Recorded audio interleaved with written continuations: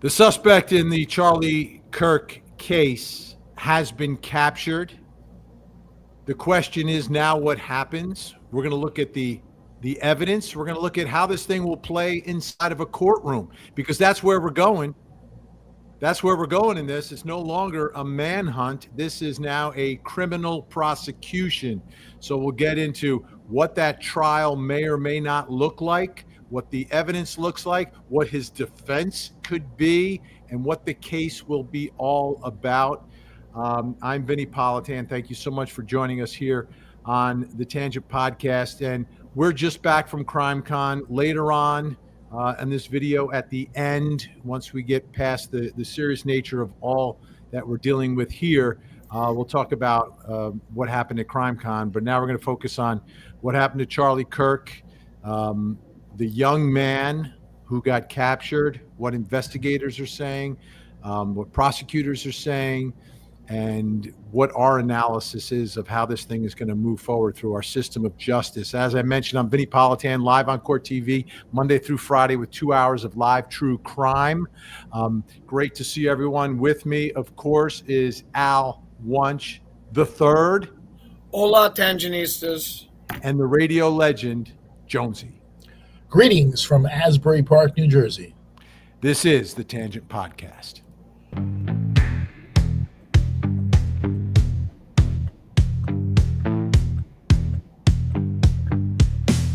Vinny and the Tangents, True Crime Podcast.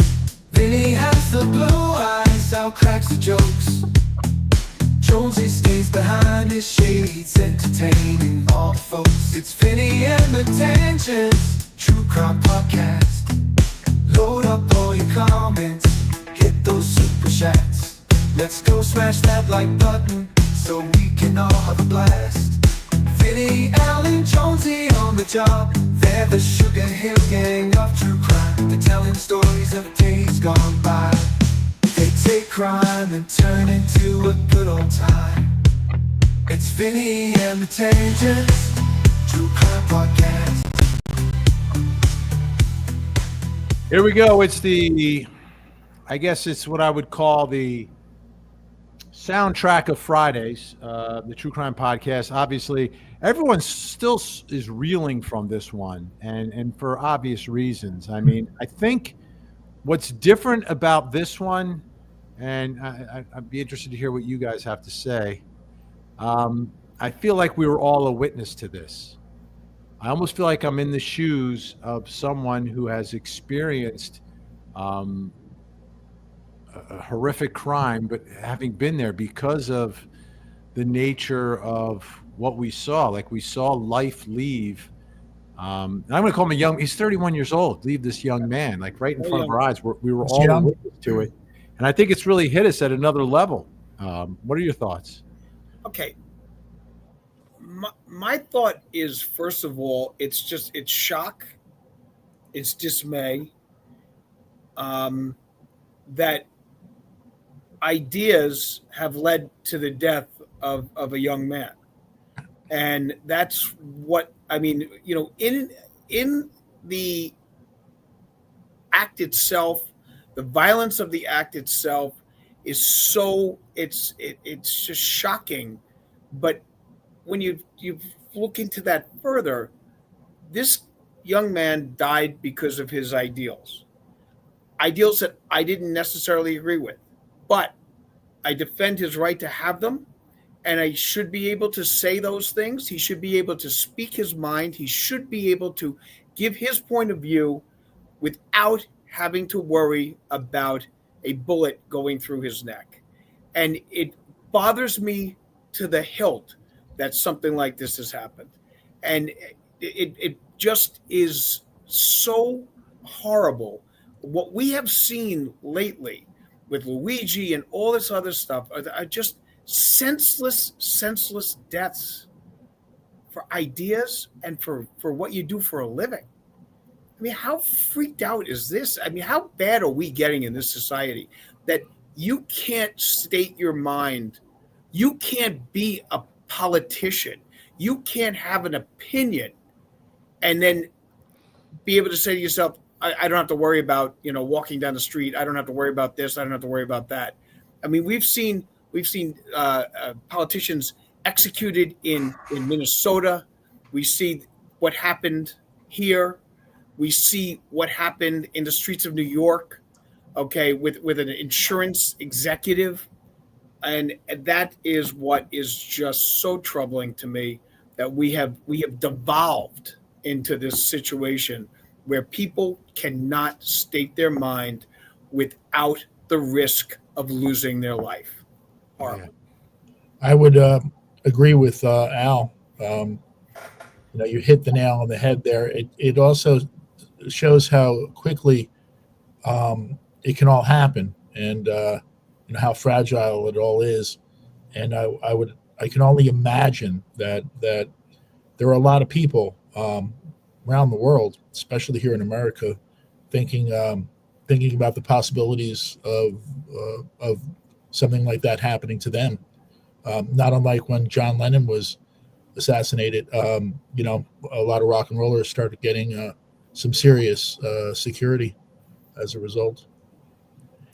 Yeah, it's troubling. It's, and the whole thing that bothers me is that there's no reason for this. There's no reason why a person can't explain, their position, and that you can have an opinion different than mine. I mean, the three of us work together very well, and the three of us have very, very different views on a number of different things. Oh, for sure. And for sure. we have very, very different views on things. I want to bring back prohibition. You two would work. never It do didn't that. work the first time. Well, that's a good point. We could do it better. We could have made a lot of money though, Jonesy, if they bring it back. That's true. But, so when you take a look at it from the standpoint of that, diversity of ideas is the essence of this country, and the ability to be able to state your mind, regardless of the fact that I agree or I disagree. Okay, he has the right to state his mind, and what has happened here is now you've put a chilling effect on people. But it's one step further. In this case, it's one step further, because he spoke his mind, but he gave a platform to people to debate him. And this is a guy, and yes, he's an activist and all of that, but he was a social media star and celebrity who had a platform that reached millions and millions of people. And he invited people to disagree with him and to debate the issues on his platform, giving a platform to people who had opinions who would never have an ability to reach that many people with their ideas, right? So while he created this for himself, obviously, and created an incredible following, part of that was, okay, this is what I believe.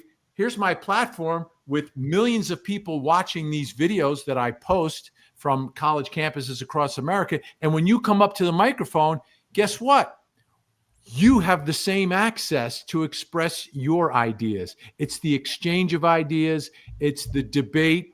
And then to me, he shared that microphone. And that's what makes it doubly troubling, right? Because this wasn't just about him getting up there on a soapbox and preaching. This was him engaging the other side in conversation, which is the solution to all of this. Because what is the situation right now in society?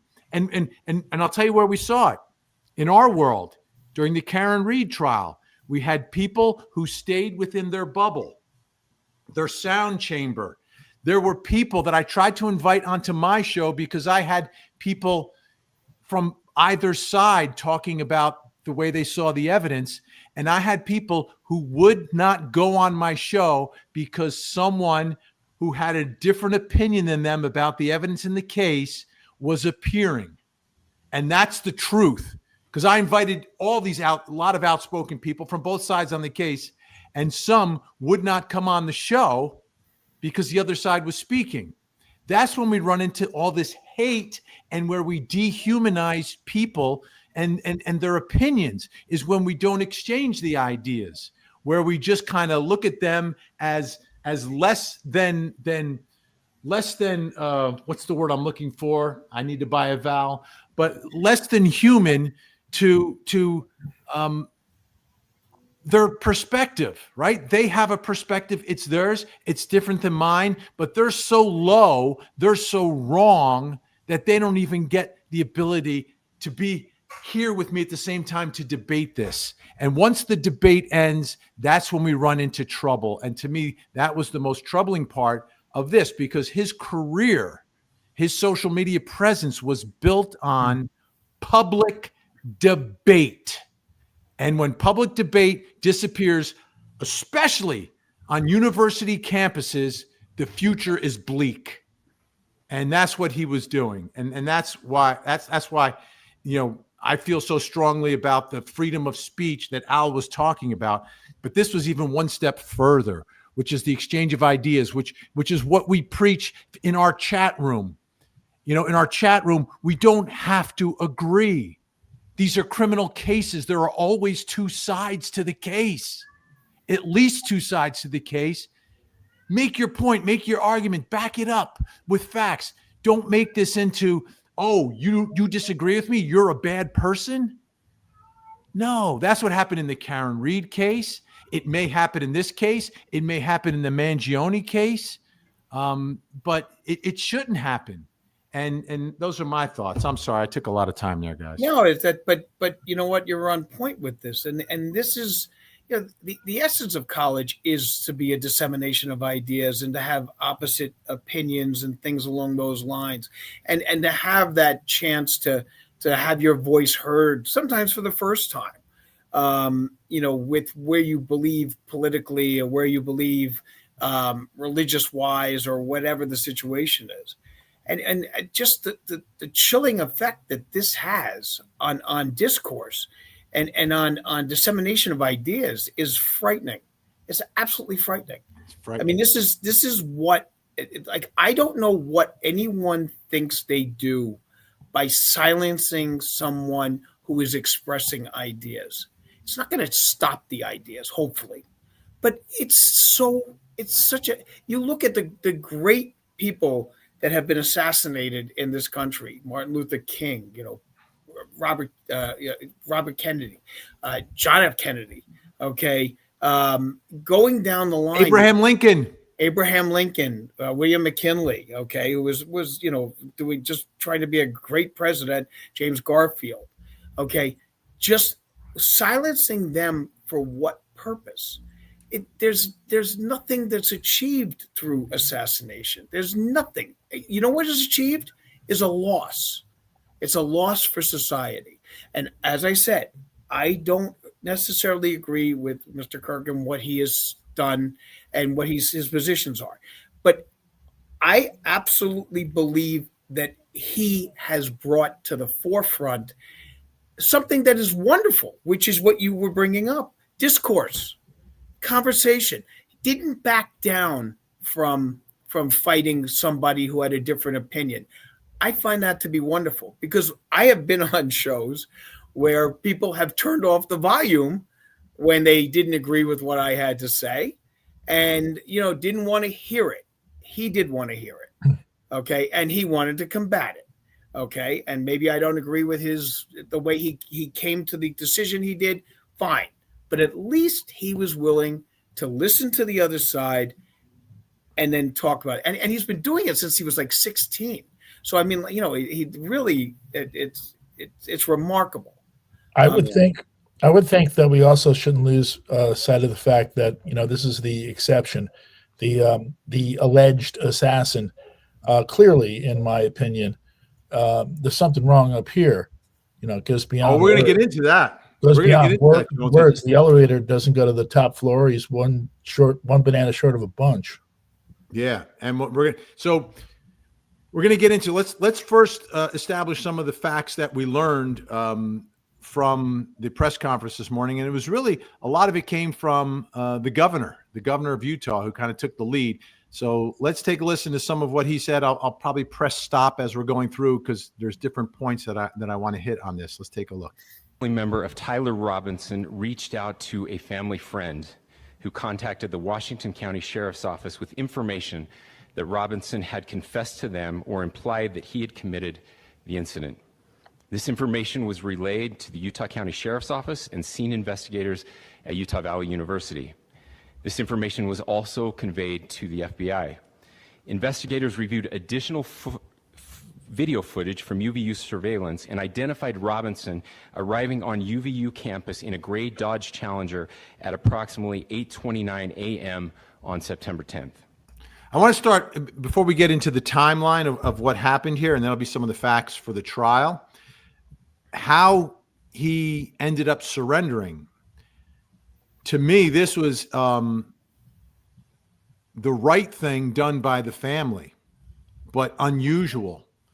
The governor came out and twice referenced the D pen, right? We try not to say that word, but it's the ultimate punishment, right? Right. It's the penalty of the D pen, okay? So the family, everyone knows that the mindset of prosecutors here, led by the chief law enforcement officer of the state, who's the governor, is that this is a case where we are going to seek the ultimate punishment. And despite that, when the family and the friend of the family got wind that Tyler Robinson may be the one responsible, he's admitting to it, he's providing information that is very inculpatory, they still contact authorities. Well, being an authority, I think maybe they also realize, like, in spite of the fact that what the consequences are, there is no escape. There's like no escaping justice on this. So he may as well just turn himself in. But it's the family that's doing it. The family is making the call. I mean, that is bold. That is brave. It is the right thing to do. But I think it's kind of unusual. Well, Sure. I mean, Especially in light of the fact that we already know the mindset of prosecutors here. we Sure, saw but there is that. no way out. Well, I mean, they had not found him, and it was interesting because last night, if you were watching any of the news broadcasts, I mean, they were basically like, we're turning to the public because we can't find this guy. Okay, so they were in a quandary at that point, and that's with the fact that they had a palm print, a footprint. They had some other evidence that they were able to, try to put together, and they were still saying, we have no idea where this guy is. That's why we're putting all these pictures out there, and that's why they put the pictures out there. They needed the help. That, They right? needed the help. Which is how they got Luigi, if you remember. Mhm. Now, with the family calling in, that's reminiscent of the Unabomber, okay, whose brother had said, saw this stuff and said, "Oh my gosh, this is I think this is my brother," but he had negotiated a deal that they wouldn't go after him with the E-pen before he turned him in and gave them the information that they needed to find him because he was in a mountain somewhere. And so like that situation, so you're right that this is a very rare instance where they don't have a lawyer coming in and saying, let's negotiate his surrender. Let's try to do this. You tell me you'll do this, we'll bring him in. And they didn't do that. They just went flat out, he's been captured. And that, that may come back to haunt, but also it may work to their advantage, showing it that he had remorse, he had all this other kind of things going on, and that, the diminished capacity defense that... Oh, we'll get to that. Right. We'll get to that. But that may be part of that. Right. Well, Okay. here's, I make a comparison. High profile case, Gabby Petito, Brian Laundrie. Like the parents knew what he did. They did nothing to facilitate surrender. They did everything to protect their child. Did the exact opposite. And as a matter of fact, in that case, the victim's parents, who were out at CrimeCon, had no idea what was going on. And they were begging for information, and the parents did nothing. Not only did they not turn their son in, they did everything to protect him, and they did everything to keep information from Gabby's parents, which was the outrage of that. So, but everyone that saw that, like, outraged by it, but some people are like, well, what would you do if it was your child? Well, here's another scenario. Highest profile case in the nation. It's your child. You made the call. You did the right thing. What we don't know necessarily is if there was any level of negotiation at any point that they haven't made public. We don't know that. The governor today didn't mention the D-pen again. So I don't know if something did happen. We may learn about that. But just the fact that that was so public in this, to me, was an interesting turn of events in the way he was captured. It was a friend and the family together. Let's continue to listen as we get now into some of the evidence in the case and the timeline of how this happened. In which he is observed on video in a plain maroon t-shirt, light-colored shorts, a black hat with a white logo, and light-colored shoes. When encountered in person by investigators in Washington County on September 12th, in the early morning hours, Robinson was observed in consistent clothing with those surveillance images. Interviewed a family member of Robinson who stated that Robinson had become more political in recent years. The family member referenced a recent incident in which Robinson came to dinner prior to September 10th, and in the conversation with another family member, Robinson mentioned Charlie Kirk was coming to UVU. They talked about why they didn't like him and the viewpoints that he had. The family member also stated Kirk was full of hate and spreading hate. The family member also confirmed Robinson had a gray Dodge Challenger. Okay, couple things here. Getting into building a case, he changed his clothes. So apparently he climbed on that roof in one outfit, changed the outfit when he got on the roof to the darker clothing, did the escape, and then changed back into those clothes, and he ended up getting arrested wearing the clothing that he was originally wearing. Now, he lives 3.5, 4 hours away in southern Utah, so he had to make that drive up early that morning to get up there. It's like 250 miles. Yeah, like, so if he's there at I don't know what they say, 8:40 in the morning, if he's there that early, he leaves like 4 o'clock in the morning. This is a guy on a mission. But he also has a plan. These conversations about Charlie Kirk coming to Utah gets us into premeditation, and it also gets us into a very specific target and a reason for it as well, which all plays into the case, Al. Yes, absolutely. That what I'm a little concerned about is that they're giving out some details and stuff like that, and I understand that there's things that, like, right now, because of the way people are and how this is affecting people across the nation, to start throwing out the political stuff at this stage, I don't think is a smart move on the part of the governor of Utah. I think they should be keeping the motives basically quiet. They've got him. They've got enough evidence that they can go forward. And then that comes out at the time of trial, which will be down the road a ways. Right now is a time that we need to get people to start, getting together, not making more political split. I think everyone wants to know why. But the point is this: they don't need a public threat. This is a very public threat. It's not a public threat. It's a single person that did something. There were 3,000 people there. But it was one person. One person.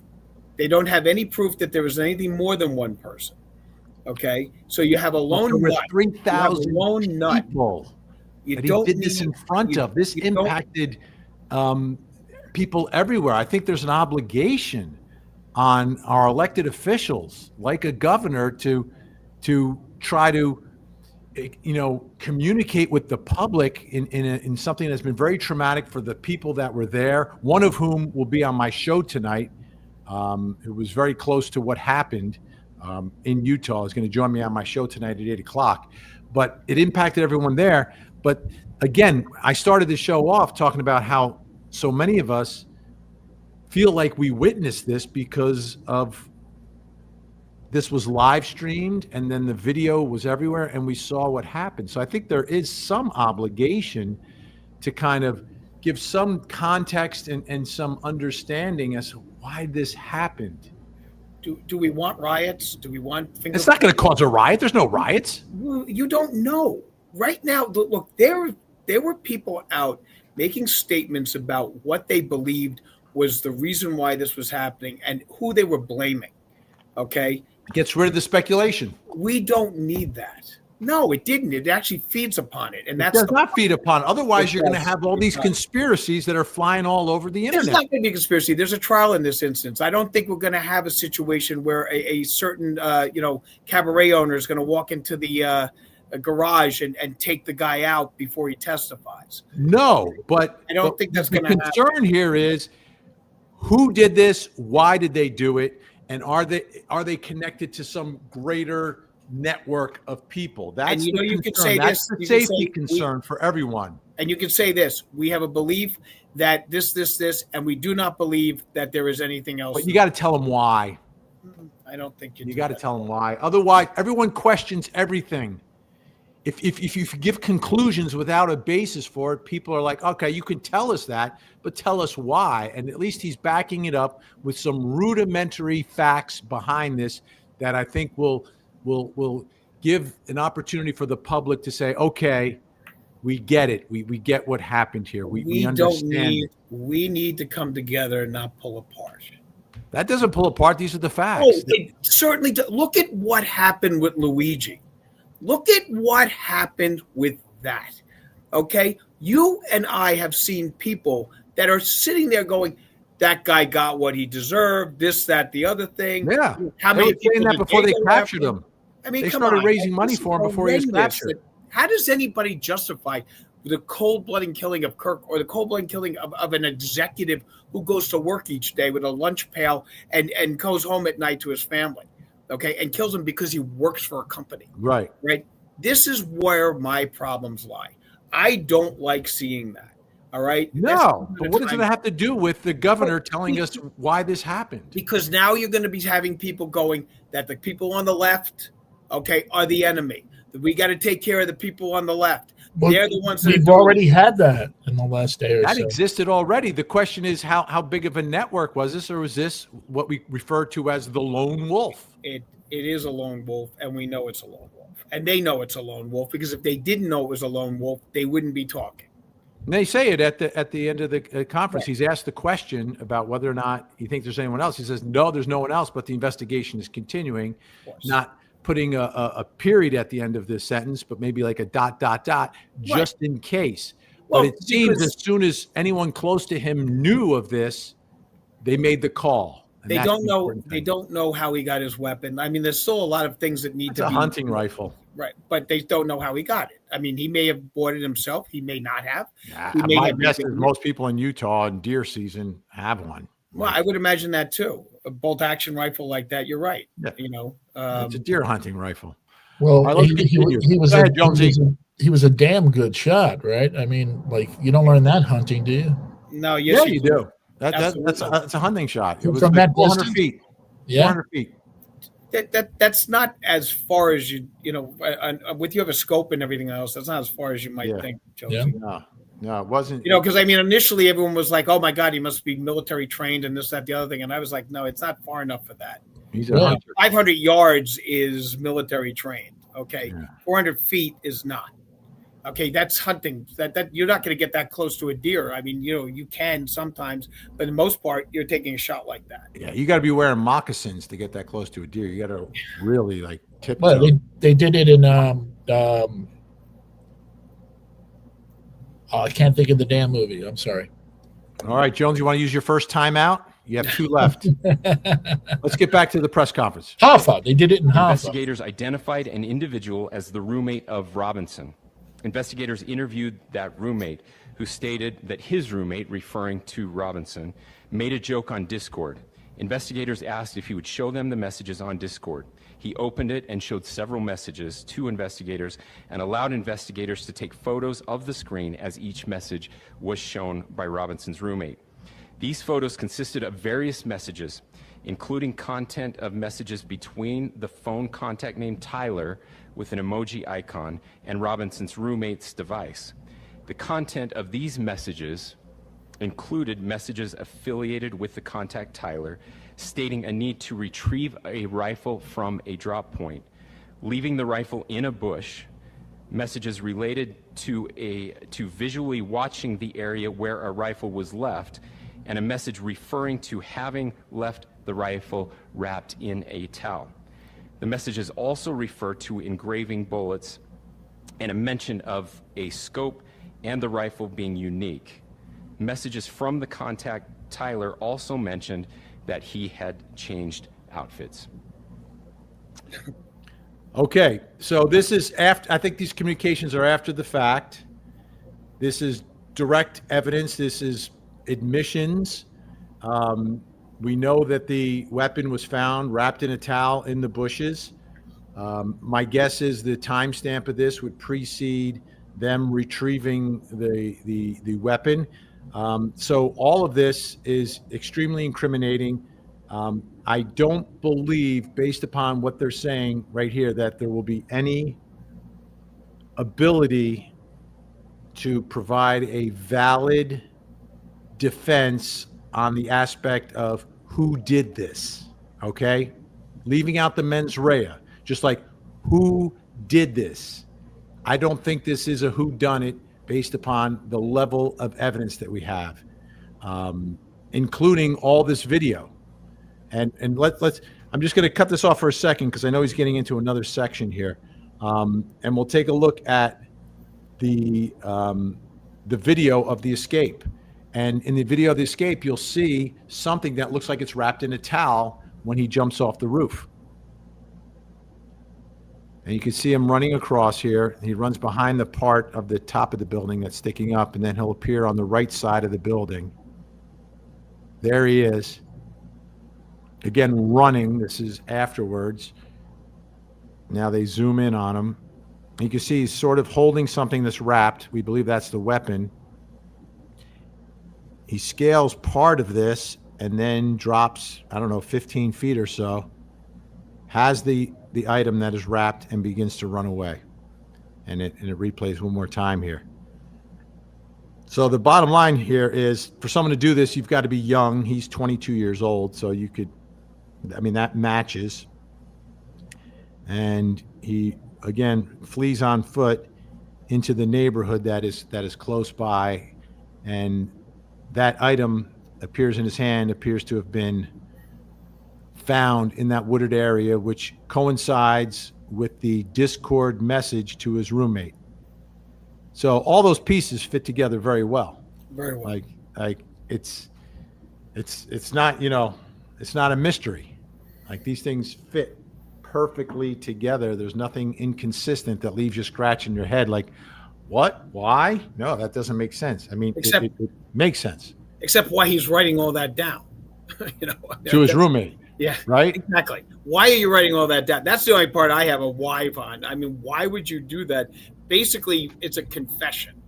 Okay, so now that may, we'll get onto the mental defense on this a little bit later, I guess. But we'll get in there in a second, because I have some more that I want to put on the table here, and then we'll get into the defense and the potential penalty here. So let's get back to it.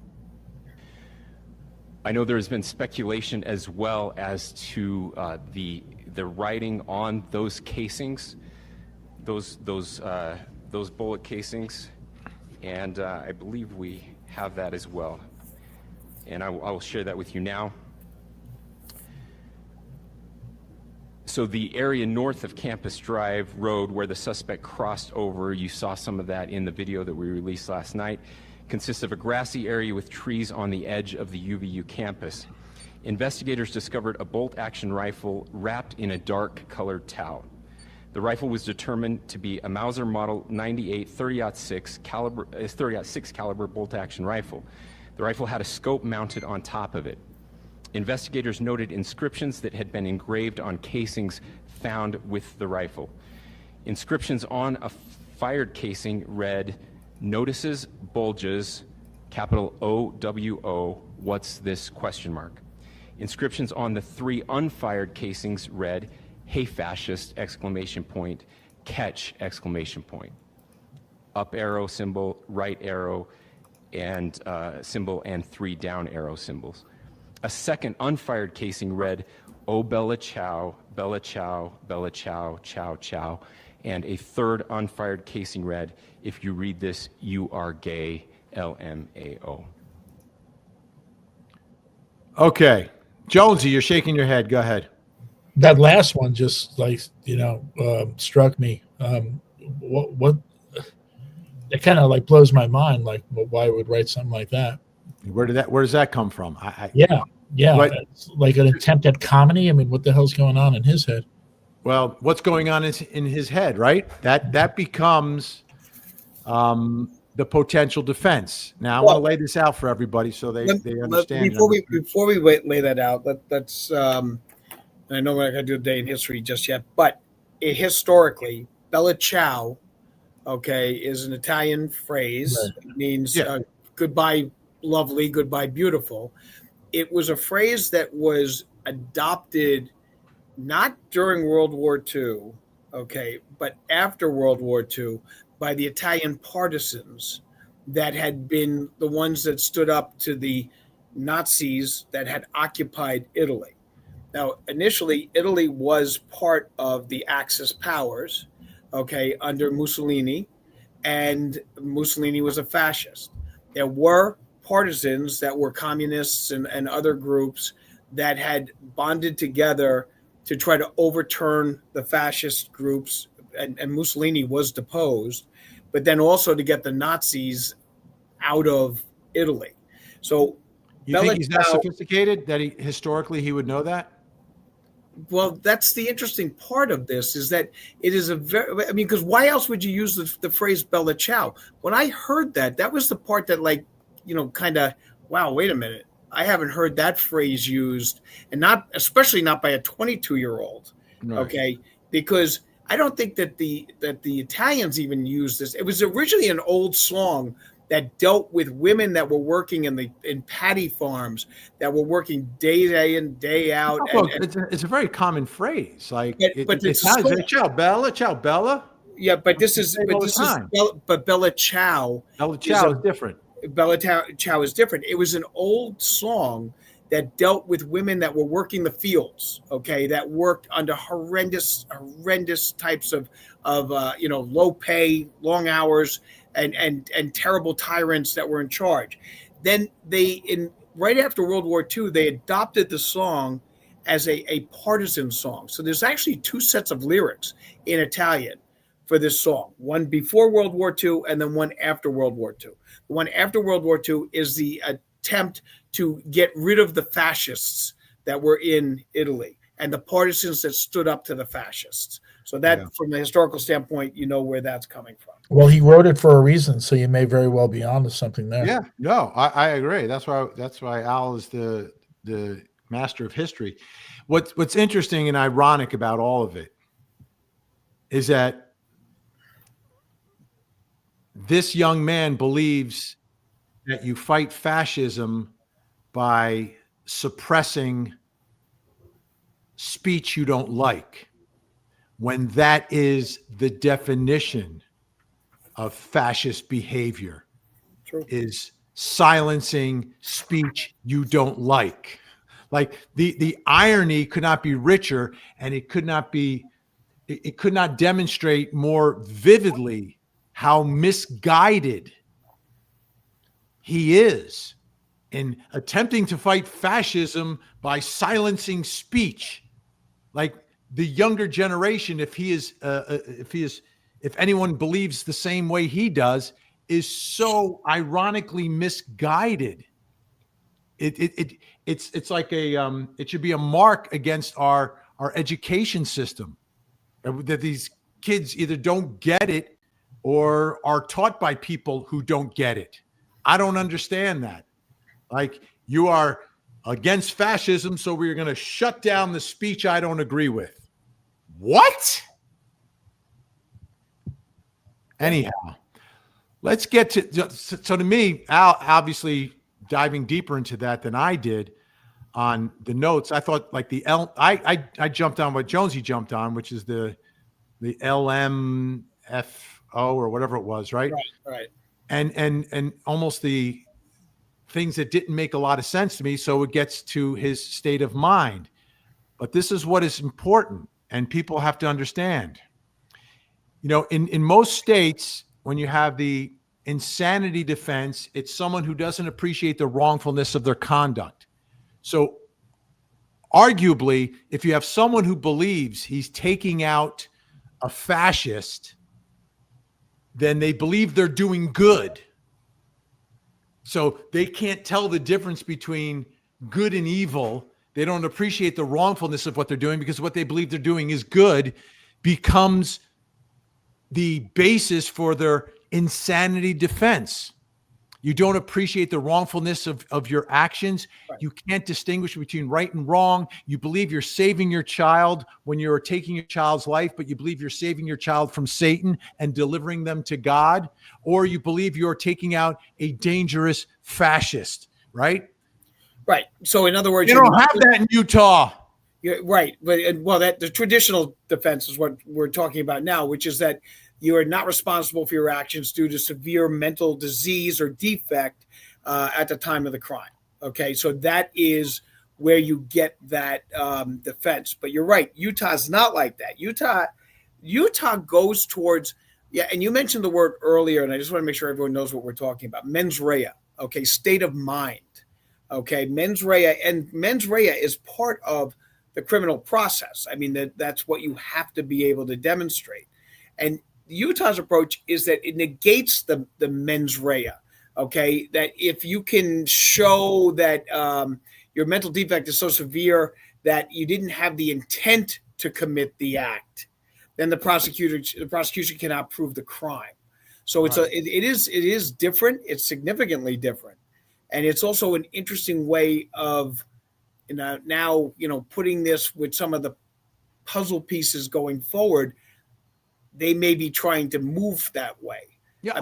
This is the only defense. And I'll put it up on the board here. Diminished capacity focuses on the argument that the defendant lacked the required specific intent for the crime. Mens rea. That's the mens rea. For example, a person may have a diminished capacity to form the intent to kill, which could lead to a conviction for a lesser homicide offense rather than first-degree red rum, right? So in Utah, it really doesn't get – you don't hear the words not guilty associated with the insanity defense. It's either guilty of a lesser crime, or I think they also have guilty but mentally ill, which deals with what happens to them afterwards, whether they get treatment but they never get out. Like someone not guilty by reason of insanity always has a chance to be set free. So, and the reality is that this is virtually impossible to win in a courtroom. Virtually impossible. There's always exceptions, but I don't believe this is one case where diminished capacity is going to work at all, because he knew exactly what he was doing.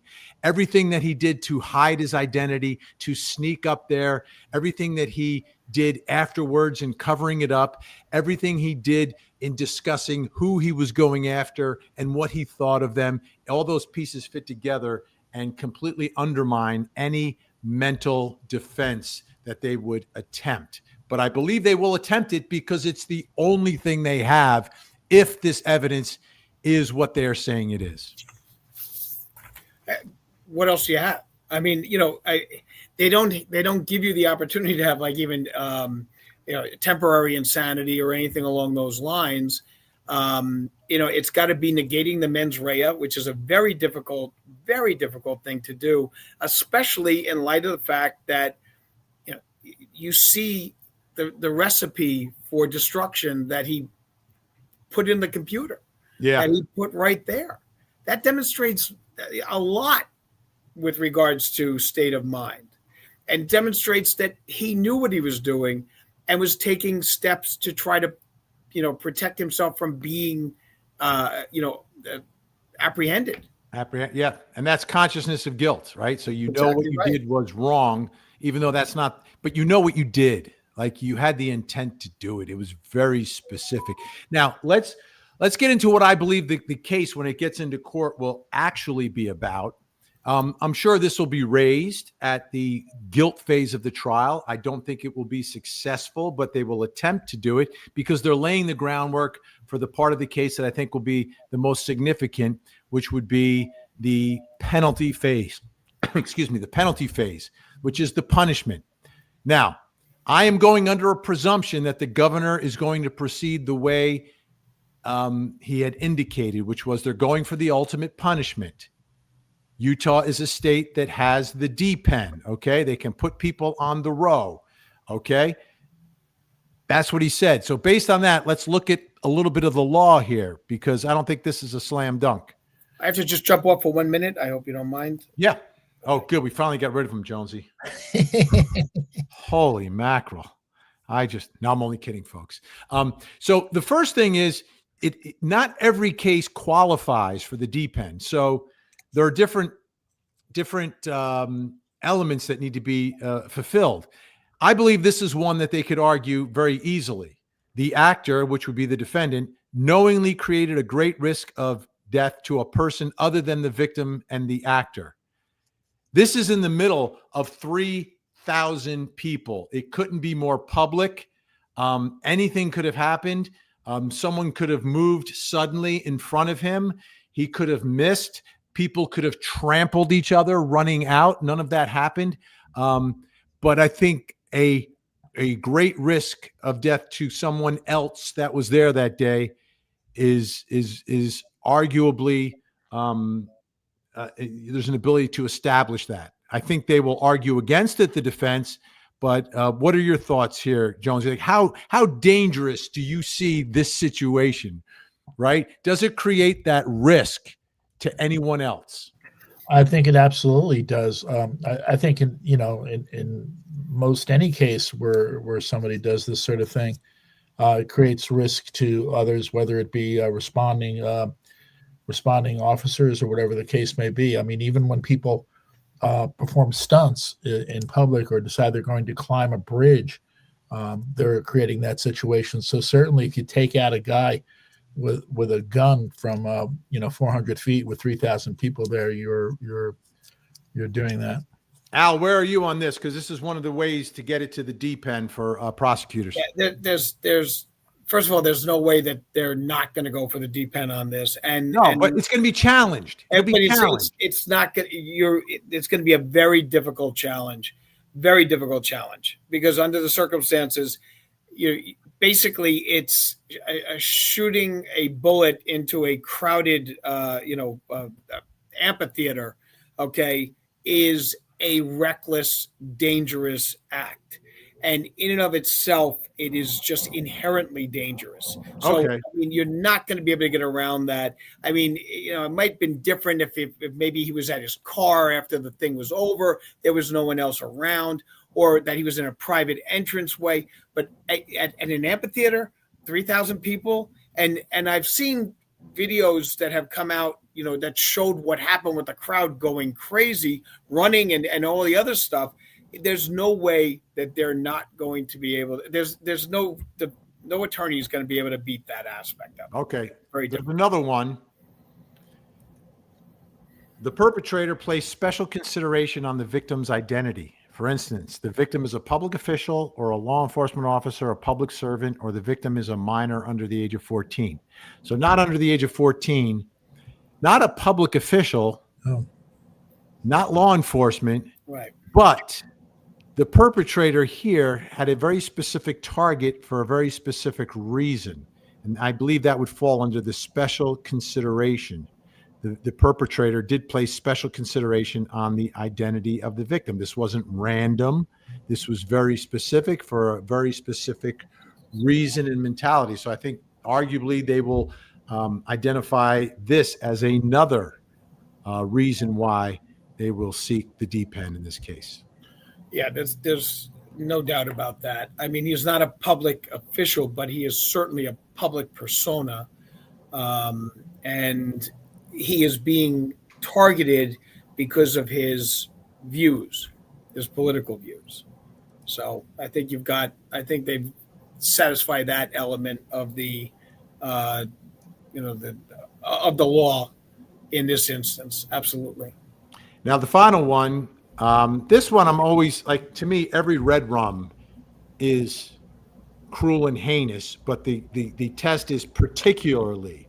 So I was thinking about how would prosecutors argue this one, because there's no torture involved, anything like that, right? But it was cruel and heinous to the 3,000 people who were there.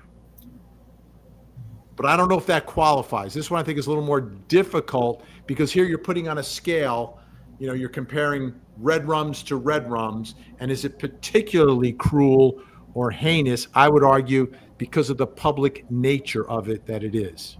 I wouldn't even go on that aspect. I would just go on the fact I would show how he bled out. And there was no chance of survival on that. None. Now, what's interesting? Did you notice this, Al? He was wearing a vest. Yes. Yep. And it seems like it was a ricochet off the edge of the vest. And that's the right. It did projectile look, hits there and then goes directly to the neck. and he bled out. I mean, bled out in a matter of seconds. There was no way. Then that's why I think I would be able to use that as a particularly cruel or heinous manner. I mean, shooting someone, I believe, is horrible in and of itself. But the essence of that is the bleed out, the way it happened, while he was basically conscious of it. And I think that's what they'll end up doing, is they'll show that he was able to know that he was losing life in a split second of just that blood coming out. And I think you could be able to get, I don't think there's any doubt in my mind that they can prove that point either.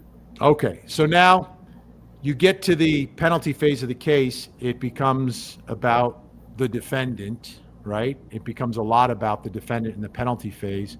What's interesting here is we're trying to figure out, well, how does this happen? This is a kid who grows up in southern Utah and goes to school. He's 22 now, so he either graduated or is a senior. I'm not sure. He did not go to that university. He lived 4 hours away. But I want you to take a look at this video of him. This is, I believe, when he is getting ready to begin college and receives a scholarship. And let's take a look and a listen to this.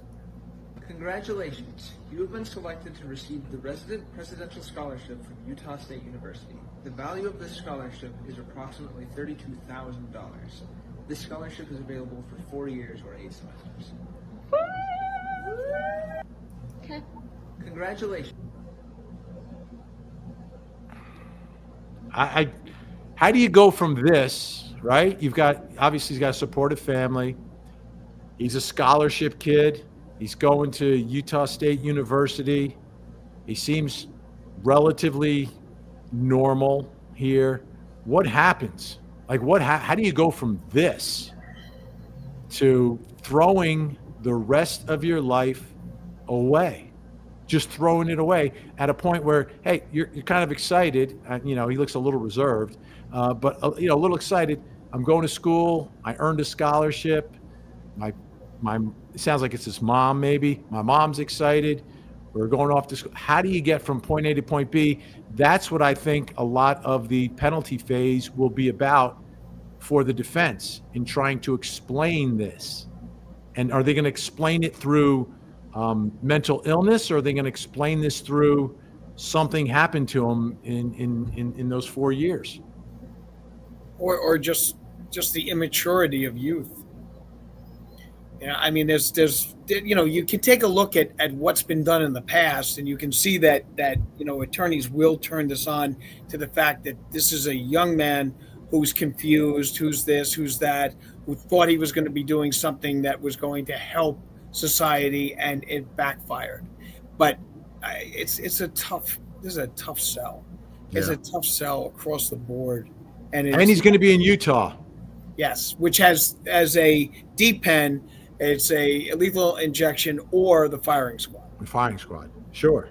Now, there had been some talk years ago about Utah phasing out the D-pen, but that's not going to happen.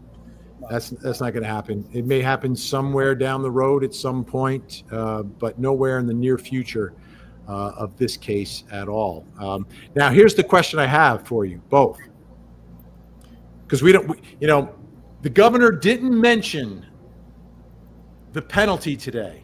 Other times when he spoke, he made sure to mention it before the capture. Now he's been captured. He was turned in by a friend and family. Do you think there was any negotiation, or do you think that the governor and prosecutors may pull back on seeking the ultimate punishment here? I think they're going to seek the ultimate punishment. I think maybe he just pulled back because, in my opinion, I feel it a little inappropriate that he was saying that before anybody was captured, charged, or whatever the case may be. I think that the situation is that he was probably told by his attorney general, you shouldn't be bringing this stuff up at this stage of the game, okay? Because it's going to put us in a position where they're going to say he can't get a fair trial in Utah because you've already poisoned the entire jury pool with these comments. You got to be careful. You have to be. He's getting a trial in Utah. Well, what I'm saying is, my argument would be, wait a minute. You know what? It's like that famous scene in the trial of Charles Manson, where Manson got a newspaper and hung it up in front of a jury and said, "Nixon says Manson guilty." Okay, and he put that in front of the jury. The entire place went nuts. And then he was like, how do I get a fair trial when the president of the United States says I'm already guilty? Okay, so it's you don't want to do that. And I don't think he wants to poison, the pool. And that's a smart move on his part to keep that rhetoric down and go through it and let the attorney general be the one, or the state's prosecutors be the one that's going right. to say, this is what we're doing. I'm not doing what the governor wants. I'm doing what's in the best interest of the people of the state of Utah. All right. And what's interesting is we're going to find out in 3 days, because within 3 days they're going to file all the papers. There's a certain notice requirement, and if they're going to do it, I think everything will be laid out very, very quickly in this case. If they are going to allege diminished capacity, we'll hear about that very quickly as well. Everything has, I think, about a 60-day window in it, but I think it'll be sooner rather than later. The governor mentioned that they were already preparing some of the paperwork for this, so. And that was before the capture. So that's where we are. Here's what I want to do before we run out of time. At the top, I mentioned that we're going to talk about CrimeCon or not. We may or may not. I'm going to take a survey online to see if people want us to even switch to that or come back on another day to talk about CrimeCon. But I want to get to some of the comments. And what I'm going to say is, I always put, I put random comments up. And I try to get to all the super chats and then some random comments as well. One thing that has been my mission on this live stream, on my TV show and everything else, sometimes I got to wrangle in Al. This is not politics. Sometimes politics crosses into the world of law and we handle it as best we can. But I never want this live stream or my television program to turn into a political debate, because that gets us nowhere. Right. You've got all these other networks that spend 24 hours a day talking about it in their sound chambers or bubble rooms or whatever we call them, and people online doing it. I always try to bring it back to the system of justice. I try to bring it back, but the system of justice is political. It is influenced politically, so that there's going to be that crossover. So there may be some comments, including the first one, that is going to hit one of those buttons. But with no disrespect to people's opinions, I'm not going to engage in that debate here. Okay, and me, Al, Jonesy, we may all have different viewpoints of this. Like I said, I want to bring back prohibition. These two guys are against it. I don't know why, but they are. But I guess I found out at CrimeCon why they're against it. Obviously you didn't see our dinner tab. Yeah. So let's get to some of the comments, but some of them we may not have a long discussion about. So I'm just kind of letting you know that. I'm just putting it out there, folks. All right. First one comes from Brooklyn Janet, our friend. Let's address the elephant in the room. GOP beholden to gun lobby. We need sensible gun laws. stop voting for Republicans. That's a pretty political statement.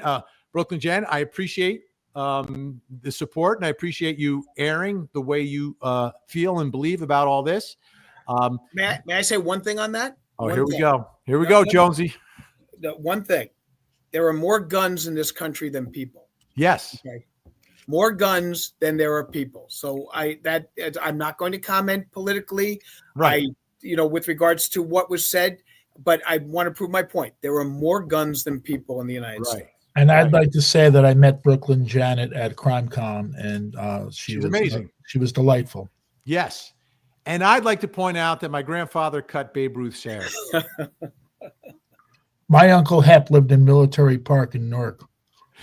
Thank and you. On this day in history. Oh, we're not doing the history thing yet? On this day in history, we're not doing Not that yet, no. Okay.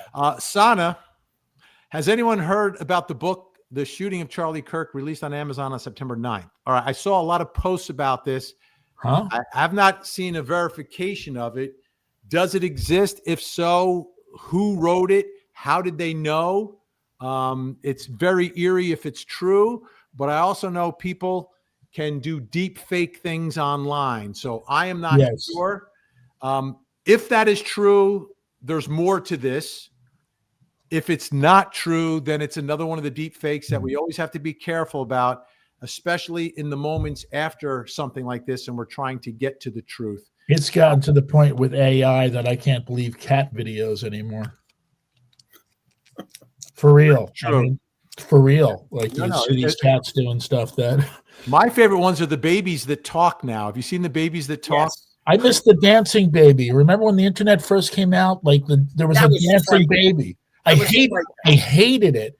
But all the ladies I worked with thought he was adorable. Yeah, but now they talk. It's amazing. All right, Cindy Vance. The why will never make sense. If we could understand, then we would be just as disturbed. That's interesting. So I think what Cindy is saying here is that this is a case of mental illness.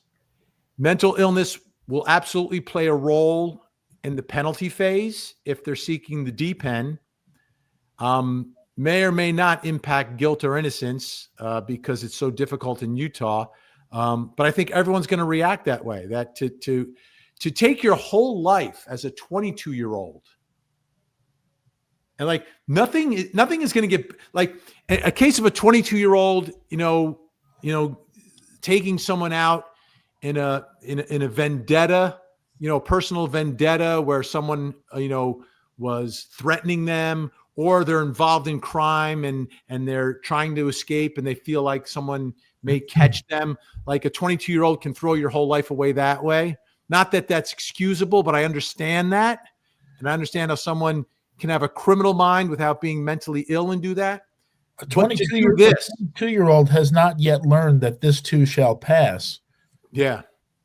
But how does a 22-year-old like not understand, like your whole life is over? It's over. Like you like to play video games, whatever you like. You like to have a good meal. You like to maybe give your mom a hug. That's all gone. It's gone. Like that. So I always think that there is some level of mental illness, which again is different than legal insanity and can be different than diminished capacity. Thank you, Cindy. All right. I'm just scrolling through here, get all the super chats first. And I'll say that anybody who would do something like this is bat crazy. Yeah. Okay. PMD jumps off the roof with gun disassembled, then reassembles it and leaves it in the woods. It makes no sense. Too many questions. Do you believe, we'll take another look at the video, as he's jumping off, do you believe that the weapon is disassembled? Let's take a look. I'll get us out of the way here. 1 second. I don't know why he wouldn't just leave it on the roof. Well, I think he planned on going back to get it because that's what that message was about. Right. Yeah. Oh. All right, there he is running all the way away. Can't quite tell from there. Let's see. Is he jumping off? I think we get an idea. Does it look disassembled or does it look like it's together? Can you tell? It's hanging a little bit, so it could be disassembled. Disassembled doesn't take a lot to put back together again. I mean, Yeah. it's a Well, I think breakdown. we get the best look right there before he jumps down. We get a look here. Oh, I got to go back a little bit more. I'll try to hit the pause just at the right moment. All right. Does that look disassembled? I think it could be assembled. I really do. I think the floppy part, like the top could be there, and the other part could be flopping a little bit. I don't know. But here's what's going to happen with this. Easy to break it down. It's probably easier to jump with it broken down anyway. Yeah. PMD has a lot of questions, and I think this is going to be one of those stories and cases that will, regardless of what happens in the courtroom, we will still continue to have questions about. I think people will continue to have questions about it. They may never be. I just hope that this, whatever happens, is done transparently inside a Utah courtroom, which are generally transparent with the information and whatever happens inside the courtroom. Brooklyn Janet's back.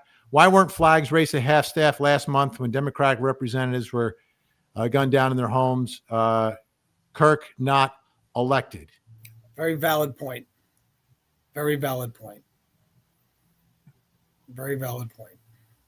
Did you read that one's going to be an insanity defense? Did you read his manifesto in Minnesota? Yes, I did, and that'll definitely be an insanity defense. There's no doubt about that. He thought he was getting people out of the way so the governor could be the senator.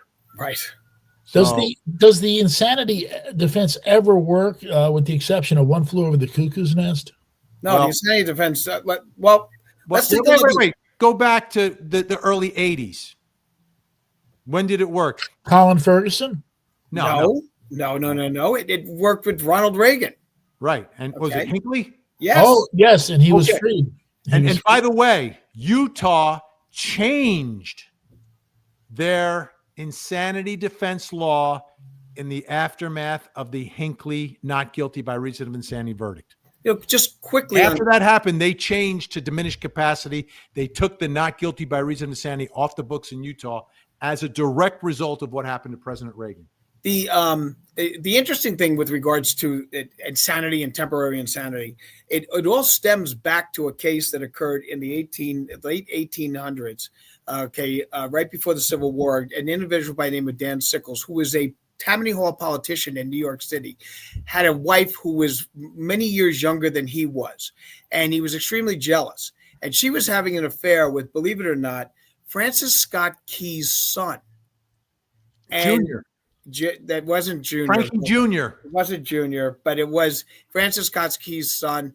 He came in, stormed in in the bedroom, found the two of them together, and then red rummed the young man. Didn't red rum the wife, red rum the young man, and they came up with the so-called temporary insanity defense.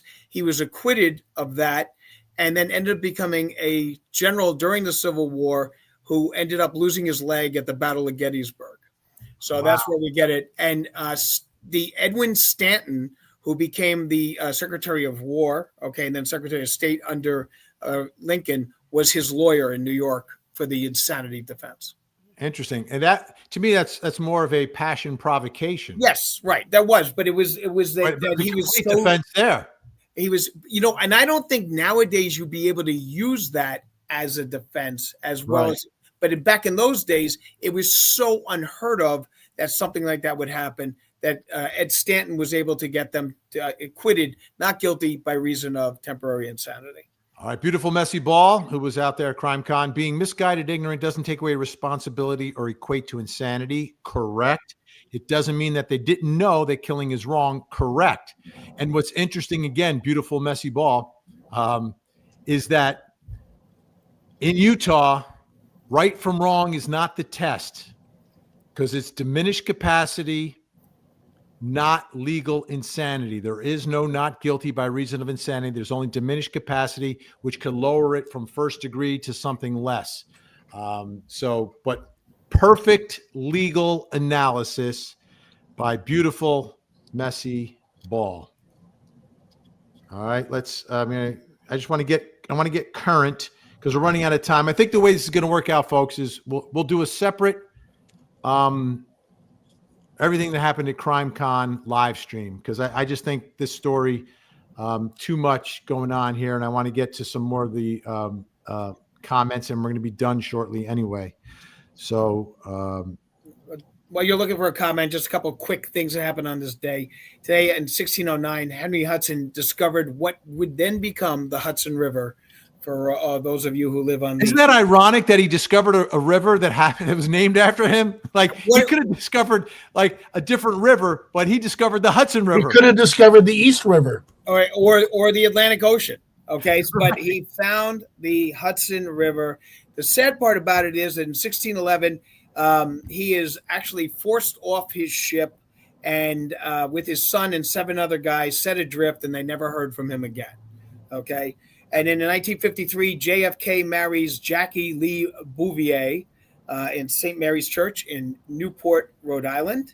And in 1966, the Monkees debuted on NBC. Oh! They knocked the Beatles off the charts. That's Love right. the Monkees. That's right. PMD, who is not from the U.S. but lives in Spain, teaching English, which is awesome. Many of my students say they're afraid of the U.S. because of guns. The United States, very safe. If you want to know where you can go, you can't go. Send a note to me, Alan Jonesy. We'll tell you the neighborhoods to stay out of. Stay out of my neighborhood. Stay out of Jonesy's neighborhood. Al's neighborhood, you'll be very, very safe. No problem there. Very, very safe. No problem there.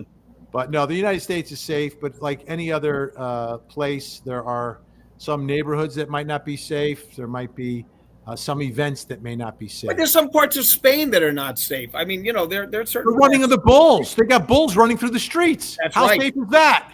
Yeah. Let me tell you That's something. not safe. That's a lot of bull. That seems very dangerous, by the way. Gringa. Politics is its own thing. The reasons people commit red rum are their own things. There's no justifiable reason to mix them. Thank you, Gringa. Well stated. Well stated. April Diaz, if you plead guilty, can you still get the D-pen? And have a great weekend. Loves. April, we're not going to play the song this time. We're just trying to keep the tone a little more appropriate. And like, I think we're all still in the wake of what happened here. But thank you so much, April Diaz. Thank you for your support. Now, this is an important question because this happened in the Parkland school case. The offender pleaded guilty to the charges with no deal. And then they had a trial, and the trial was D-pen or no D-pen. So yes, you can still get the D-pen if you walk into court and say, I did it. And prosecutors can still seek it if there is no agreement to not seek it. And the famous case of Leopold and Loeb was the same thing, where Who? Leopold and Loeb. Okay, the young men that red rummed a young, tried to do the perfect crime and had red rummed young man, and Clarence Darrow had represented them. And Of course, Darrow, I didn't hear about it. It was before Court TV. Then Darrow I was in the audience. Darrow was there, and what he did was he had them plead guilty and then argued against the D-pen, and it turned out that they did not give them the D-pen. In that case, the judge, he waived a jury, and the judge had to make a decision, and the judge ruled against the D-pen. Alexandra Amato with a super sticker showing support. Thank you so much, Alexandra Amato. Very You nice. Italian? You Italian? Maybe. I don't know. Could be. What do you think? May I call you Alex? Remember Clamato? Clamato? No. Oh yeah, that was the what you call it? They had the tomato juice that they had like clam juice in the tomato juice. Oh yeah, I thought it was a person. Yeah, Clamato. I know that. Right. I thought he was like a boxer. Yes, Remember Clamato. He fought Rocky Marciano back in like 1942. I remember Wasn't he the drummer for Blondie? he was the guy. He was going out with the hat check girl in the in that club down the road there. By the way, folks, over 3,500 folks, 3,500 people watching, including on the Court TV YouTube channel, where Teresa Bell has become a member over there. Nice. If you're not subscribed to the Court TV YouTube, subscribe right now and get your membership, where you get lots of great perks, amazing community, amazing folks over there at the Court TV YouTube channel. We're also streaming on mine and of course on Facebook, Twitch, and X. And Gen X, one of our great mods, thank you so much, reminding everyone to hit the like button. All right, we're almost out of time here, so I'm going to get to a few more of the questions. All right, Norm, what the bleep is a D-pen? That is...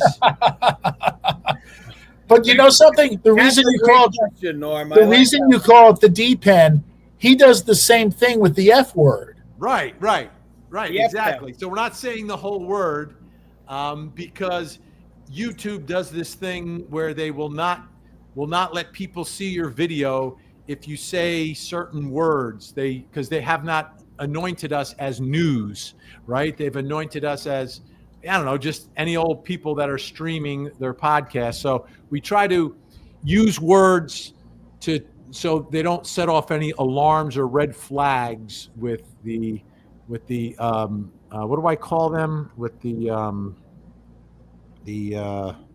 I have a word for these people on social media. Like they don't understand true crime. Oh, so do I. Yeah, I have a word for. Like they don't understand true crime in our community, so oftentimes they will suppress our videos because we're talking about things that are serious, but it's news and it's important and it's what we do. But there's such. I'm trying to think of the word. Oh, control. Yeah, but they're to a certain extent, and I can't even say the word because that word will cause a problem.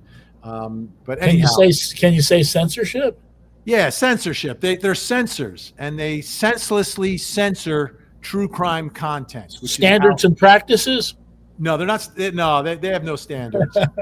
Because you know what gets all the play on social media are people breaking wind in public with their fake machines, like breaking wind in people's faces. I don't like breaking wind stuff. I like cat videos. Those videos are like, oh yeah, look, he's breaking wind on an old lady. That's funny, ha ha ha. And that's what social media supports, as opposed to discussions about things that actually impact people's lives. But that's the long answer, Norm.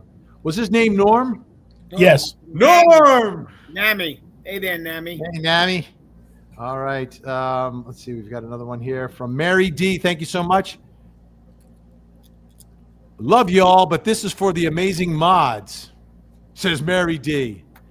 Frankie Figs, Gen X, Jennifer Soubey, and of course, Ashley Bouchard. Love the mods. Wild West of Facebook. Love Mary D. Yes. Margaret Cipolla.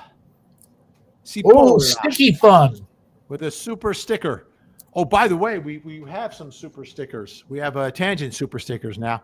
Again, so I think what we're going to do, folks, because we're out of time, we want to give it the time. So we're going to, at some point, go live on a sort of a CrimeCon recap. So, guys, you may have to work this weekend. All right. It's fine by me. That's fine. All right, so I'm going to have to grab you for an hour this weekend to do something here. All right, so just let me know when, because I got the Czech game on Sunday. Yes. You got the Savannah. Jonesy's got his radio extravaganza on Sundays also. You'll also be lucky if you can hear me from my home studio because there's a concert on the beach 2 blocks away. That's right. Rock and roll. Is it that rock and roll, the Devil's music? I can't believe rock and roll is coming to Asbury Park. I object to it. In fact, I really do hate the concert because they're bad neighbors, baby. Who's playing down there? It's like the seashore. De La Soul. De La Soul. LCD. De La Soul. LCD Sound System. I like Filet of Soul. ZZ Top. There's like 20 bands. Oh my God. Oh wow. Just one I would hate. They're really bad neighbors. I sit on my lawn and listen to it and make fun of them as they go by. Can you rent out your parking spot and make some money off it?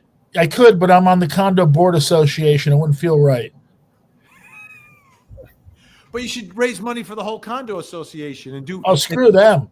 And do Jonesy's valet parking. They got enough of my money. Oh yes. I was going to be valet. Remember, I was helping you with your suitcase, and you said I was dressed like a valet. So you know what you did when you left CrimeCon? I kept hanging around the elevator, grabbing people's wheelie cases, and I collected $72. Nice, $72. Mary Parado, thank you for not crossing over to politics. Love your podcast here and on Court TV. Thank you, Mary. It's as soon as you cross that line, there's like no going back. I know. It gets And dangerous. notice I was very good, Vin. You were very good, Al. I was didn't have to surprised make that you showed comments in that regard. Yeah. No, I think everyone understands. It's like there is a political part of our criminal justice system, no doubt. It's political in that in many jurisdictions, judges are directly elected. So that's politics. In other jurisdictions, judges are appointed, like in the federal system. That's politics. My father, appointed by President Reagan. I met a guy who waited on your father at a Montclair restaurant. He got a good tip, right? Yes. Of course. That's why he remembers him. Yeah. And my father got a good table because the maitre d' got a nice handshake on the way in. Ooh. The only way to do it, my friends. The only way to, although they wouldn't go that way with me in Colorado for some reason. Yeah, that was interesting.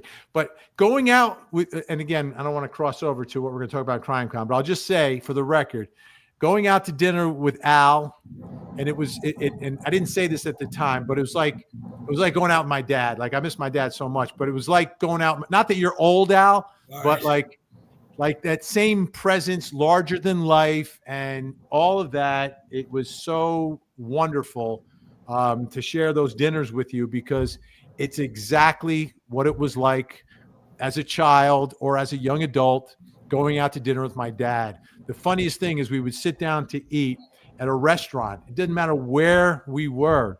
And I'm like, me and my brother, my mom, my dad, and my dad is like bouncing up off the table, talking to this one's coming over, paying respects. And I was like, what is going on here? What is going on here? And then, as I got older, I figured it all out. And that's Al. Like that's Al. And I guess that's one of the reasons for this, for why we are together here. I think he's like placed here for a reason.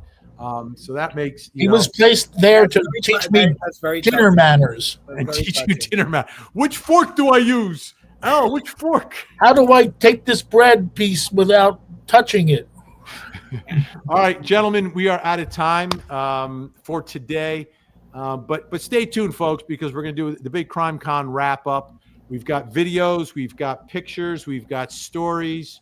And we'll do that. I know we won't get the same large crowd that we got today, but that's fine. But we'll do it at some time, hopefully this weekend. If we can get the boys in the band together this weekend, we will try to do that. But thank you so much for watching. Thanks for all the super chats, and thank you to our amazing mods. And thank you, everyone, keeping the conversation, for the most part, very civil. Not diving deeply into the politics, not making it personal, and not villainizing people who think differently than you. That should be the lesson from all of this. And thank you to AB watching from Scotland. Over there. And Scotland is part of the UK, right, Al? So they're all part of the UK. Yeah. Scotland, Wales, Ireland, England, and Northern Ireland. Northern Ireland, which is different than Ireland. Ireland, there's two different Irelands. My grandparents Ireland. Came over on the boat from Scotland. From Scotland? Yeah, I looked them up on Ellis Island. It's really cool. You can look them up, and and they have to have like a person that they're going to see here, a sponsor, and it tells you where they're going to live. They're going to live on Mulberry Street in Newark. Look at that. Nice stuff. Nice. We've got one more, and then we got to do our goodbyes here. We've got Buck's Basement. Charlie Kirk's murderer was basically a 4chan edgelord and loyal follower of Nick Fuentes, whom was in an online war. It was alt-right versus alt-right. You're speaking a language I don't quite understand. Yeah. I know 4chan is a thing. I know it's a big thing, but I don't know I don't understand it. Nick Fuentes, I've heard the name. Not very familiar with his online war. Alt-right versus alt-right. Possible, not possible, I don't know, but we appreciate you chiming in there, Bucks. And if it is something like that, that could play into the defense if they feel like he was being, subsumed into a world and had some break from reality. That'll clearly be part of his defense. Thanks so much. All right, Al, where can people find you? Okay. Well, first of all, the phone call that I took, that's why I had to step up. So my plans tonight to have dinner with Rob Reiner have been canceled. Rob is not feeling Where's well. Meathead going? He's not feeling well. So You were having dinner with Rob Reiner and you didn't invite me? No, I'm sorry. I could not invite you. I apologize. Is on Gloria going to be there? that. Gloria's not going to be there. But They got divorced. oh, jeez, I'll be there. So Archie will be there, and no one's going to be there tonight, so that's off. So I have an open night tonight. Tomorrow, Savannah Bananas playing at Yankee Stadium. Oh, wow. Sunday, I've got the wonderful Jets playing the Buffalo Bills. And Monday, I've got closing arguments with Vinny Politan, 8 to 9. And hasta la vista, Los Tensionistas. Al, where can folks find the radio legend? I mean, Jonesy.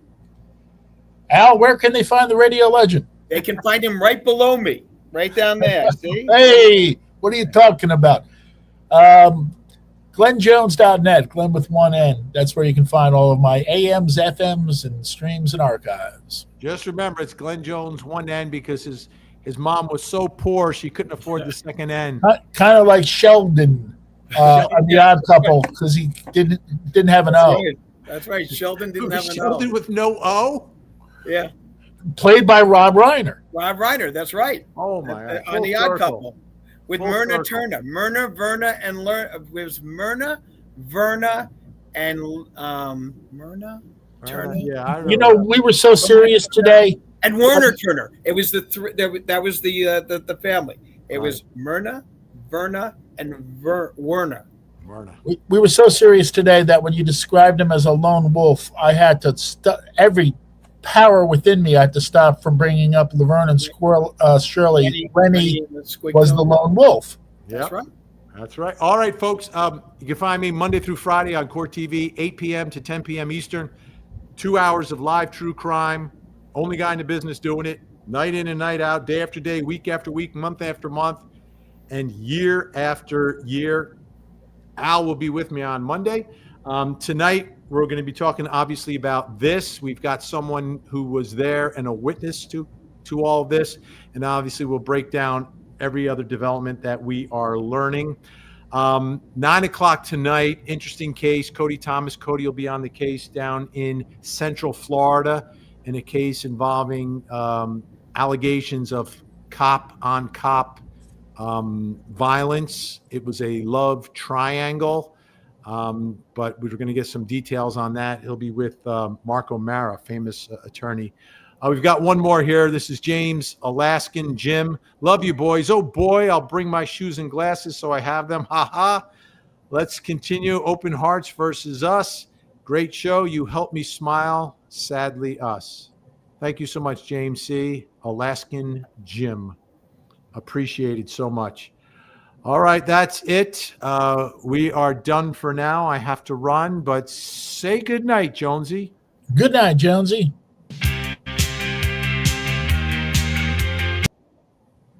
Wait, we got to do that one more time. Take two. Take two. Say good night, Jonesy. Good night, Jonesy. Good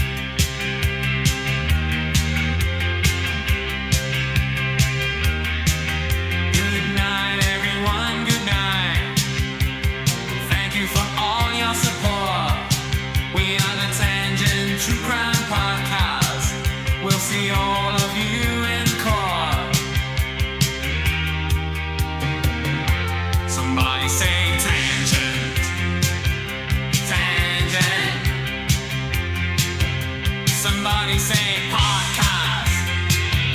Podcast. Tangent, tangent. Podcast, podcast.